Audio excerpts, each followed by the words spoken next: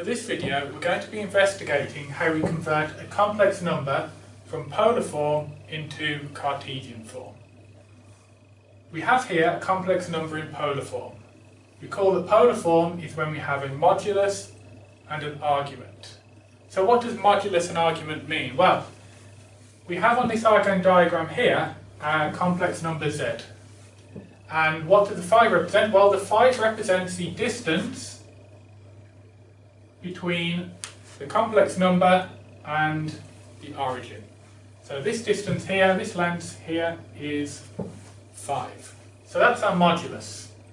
What does the argument represent? Well, the argument represents the angle the complex number makes with the positive real axis. So this angle here is 120 degrees.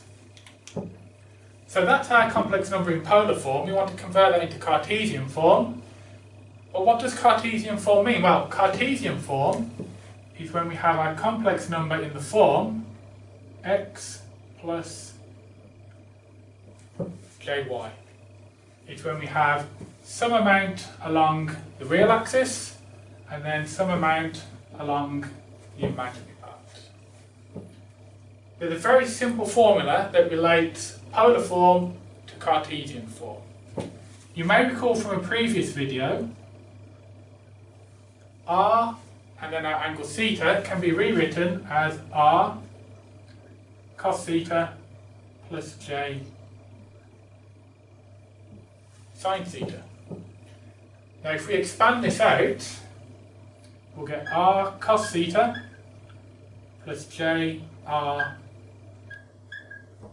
sin theta. Well, if we look at this and look at this, this is now in Cartesian form.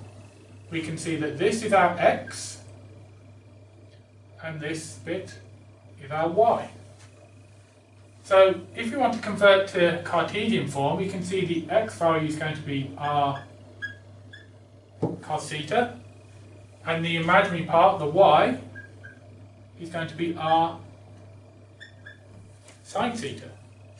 So if we want to convert polar form to Cartesian form, we can just substitute in our r and our theta, and we'll get our x and our y.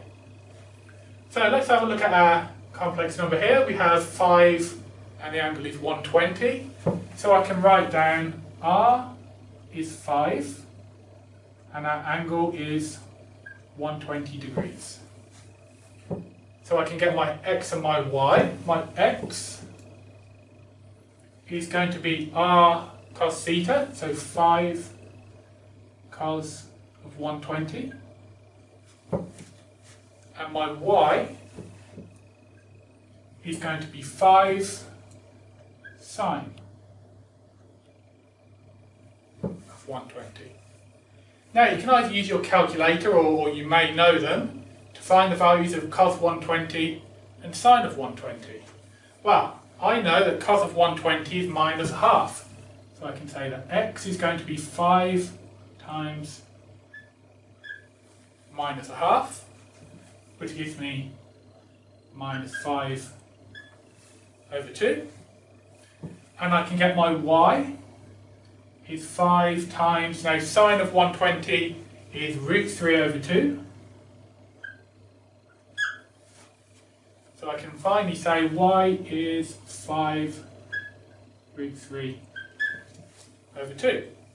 So I have my x and I have my y, so I can write down my complex number in Cartesian form. It is minus 5 over 2 plus j lots of 5 root 3 over 2. And we can see, looking at that and looking at our Argand diagram, that looks correct, doesn't it? If we look at the real part, it's minus 5 over 2, minus meaning it's to the left, so we can see our complex number is to the left, so we can see that distance is going to be minus 5 over 2. And then 5 root 3 over 2 is how far up the imaginary axis we are. And again, that looks in the right place, so that's 5 root 3 over 2. So that's how we convert from polar form to Cartesian form. Thank you for watching.